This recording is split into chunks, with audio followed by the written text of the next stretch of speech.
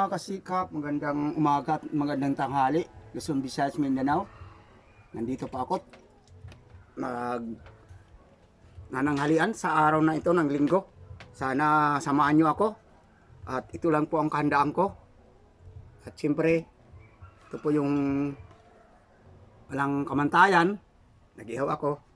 Tapos, ito naman yung pusong mapagmahal. Pero mapanakit din po ito pag hindi iniingatan. Kaya inihaw ko dahil dito po ako masisiyahan sa pagmamahal niya.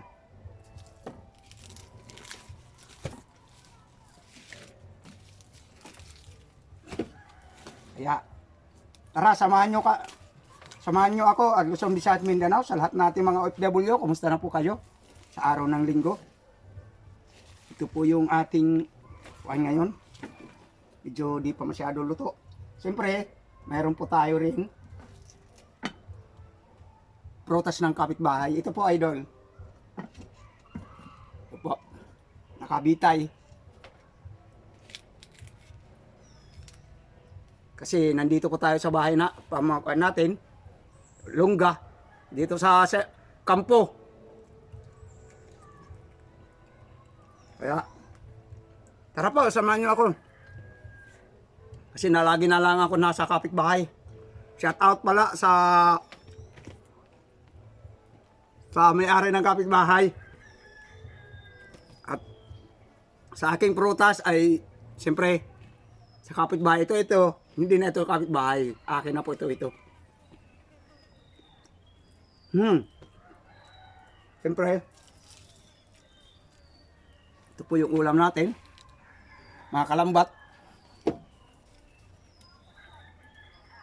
at mga kasikap. Siyempre, may sausawan din natin. Kaya kung nanananghalian man kayo, tara, samahan nyo ako at pasensya na po kayo kung ganito lang ulam ko. At ito lang ang maisasabay ko sa inyo. Pero ay healthy naman po ito eh.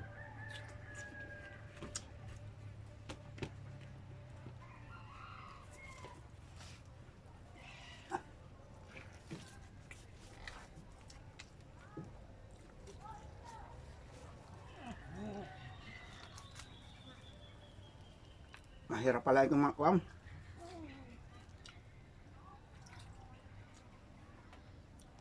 Po.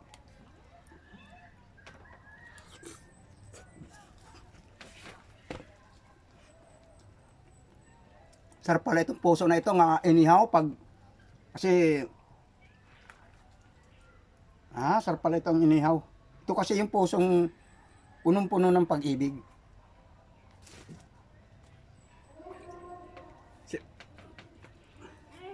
At isa lang ang aking kinuha nga puso dahil siyempre pag marami labis na po yon, masama na po yon sa Diyos. Una-una mga idol, nakakasira yon ng pamilya. Pag marami na ang puso, dapat isa lang. Kasi itong puso na ito, itong hindi mapanakit eh. Hindi katulad yung dating puso ko na natikman, nagpaluha lang at nagbigay lang tuloy ng stress. Kaya guys, samahan nyo ako.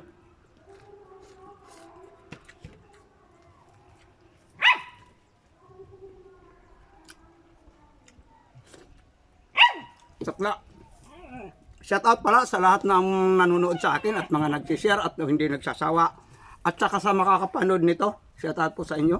Sa mga silent viewer, shout out po sa inyo at magandang araw po sa inyo at magandang gabi kung saan po kayo nandoon. Tara po, samahan nyo ako sa tanghalian nito o hapunan man kung mapadaan sa inyo ito. Pasensya na po kayo kung yun lang talagang aking mga upload. Minsan nagkakaiba-iba. Kasi minsan nga pobre lang naman tayo eh. Hindi naman tayo mayaman. Minsan hindi tayo maka-afford ng pambili ng walang kamatayan na tilapia.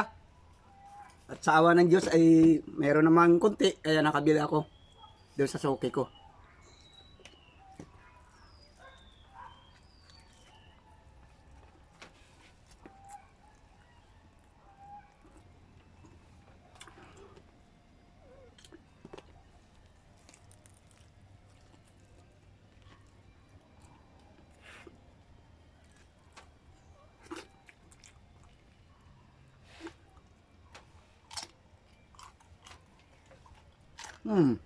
Sarap.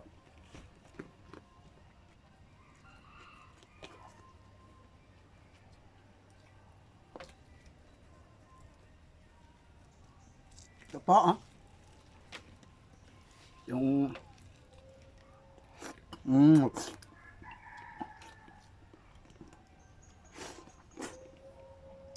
wow, sarap pala ng prutas ng kapitbahay.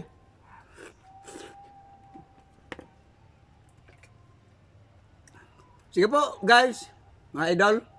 Maraming salamat sa inyo. Hindi ko nahabain yung aking upload para hindi po kayo magsawa at siyempre ubusin, kulang pa nga ito kung tutuusin. Kaya hindi ako ka sa kapitbahay kasi malakas pa tayo kumain, mga idol.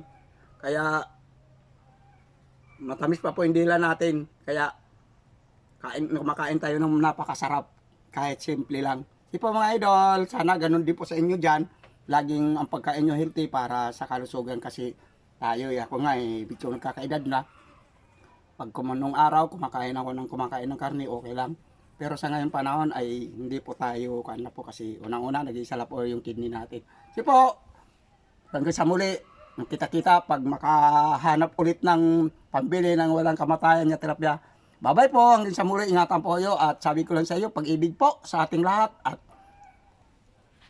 hanggang sa muli nating pagkita-kita.